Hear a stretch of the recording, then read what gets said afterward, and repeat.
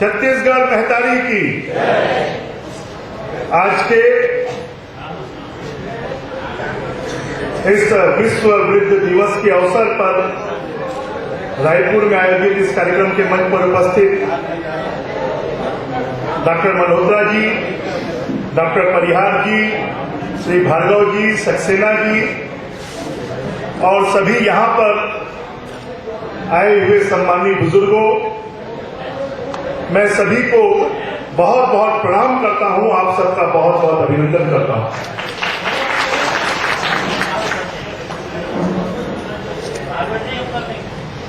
मुझे लगता है कि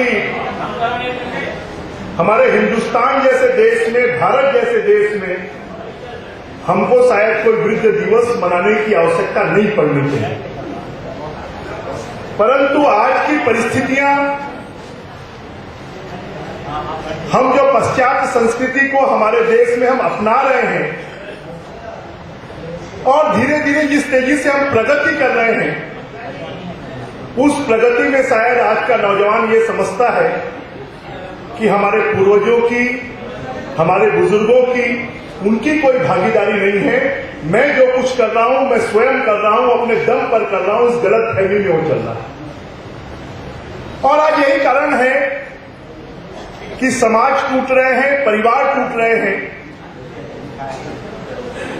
परंतु परिवार के टूटने के बाद, समाज के टूटने के बाद हमको बुजुर्ग याद आते हैं।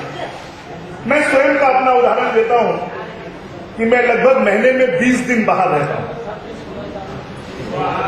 रात को 2-2, 3-3, 4-4, 5-5 बजे सुबह तक घर पर पहुंचता हूं।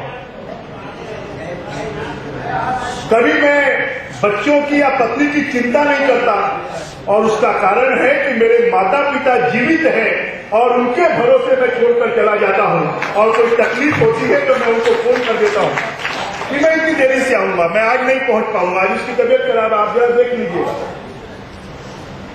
और मुझे पिछले 4-5 सालों में घर के 4-5 बुजुर्गों को खोने का दर्द भी एहसास है कि हमारे बड़े पिताजी, फिर उनके बाद में छोटे और एक बड़े पिताजी, दोनों हमारी ताई जी, उनका स्वर्गवास हुआ।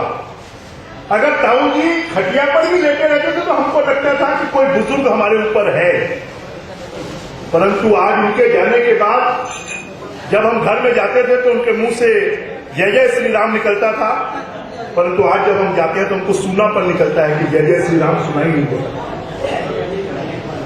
आज बुजुर्ग निश्चित रूप से उनका जो अनुभव है, अनुभव से बड़ी चीज दुनिया में कोई दूसरी नहीं हो सकती।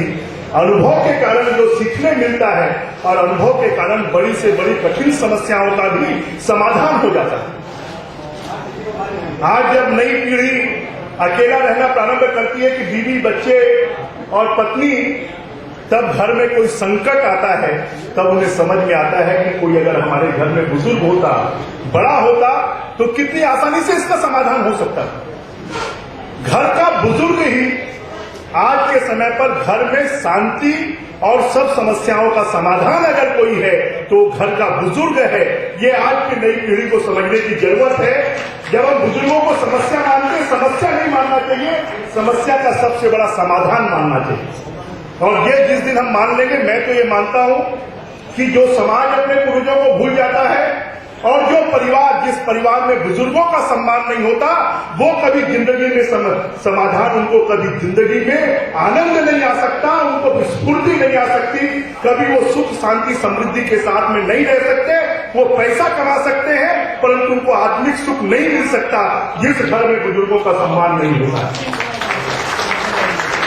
और बुजुर्गों का सम्मान करना ये हमारी पुरातन काल से, 150 साल के भीष्म पितामह जी किस प्रकार से, और उन्होंने युद्ध कौशल के माध्यम से कैसे मार्गदर्शन दिया।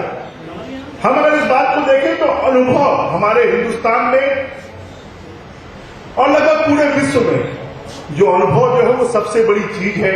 हमारे वेदों ने, हमारे पुराणों ने, हमारे शास्त्रों ने हमेशा हमको ये सिखाया है कि अगर बुजुर्ग कुछ कहता है तो उसको मानो, एक बार हमको लग सकता है कि ये गलत है, परंतु वो दूर की सोच कर बोलता है और आने वाले भविष्य के लिए वो अच्छी बात हो सकती है और इसलिए उसकी बात मानकर हमको चलना चाहिए। आज यहाँ पर बुजुर्गों का मुझे सम्मान करने का सौभाग्य प्राप्त हुआ,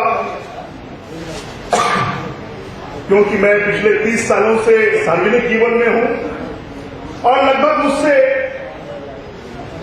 एक 16 साल के नौजवान से लेकर और 90 साल के बुजुर्गों तक का आशीर्वाद, स्नेह और प्यार मुझे लगातार मिला है और मैं ये मानता हूं कि अगर मैं आज तक यहां पर पहुंचा हूं तो आप सबके आशीर्वाद से पहुंचा हूं, आप सबके प्रेम और स्नेह के कारण पहुंचा हूं। एक नौजवान से लेकर बुजुर्गों तक ने हमेशा अपना प्यार दिया है, आशीर्वाद दिया है, स्नेह दिया है और उसके बिना और समय समय पर तो फोन करके सजेशन देना या बेटा तुम किसी दिन मिलने के लिए आना, तुमसे कुछ बात कहना है, और उनसे मिलने के कारण बहुत सारी चीजें सीखने समझने को मिलती है। मैं आप सबके दीर्घायु की कामना करता हूं,